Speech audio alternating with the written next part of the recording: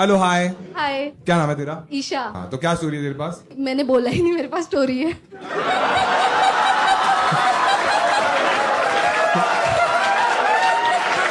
मतलब मैं हूँ। मैंने बोला बात कर सकते तो हैं, बात क्या? हम डेट पे आए हम लोग। जा सकते हैं। क्या एक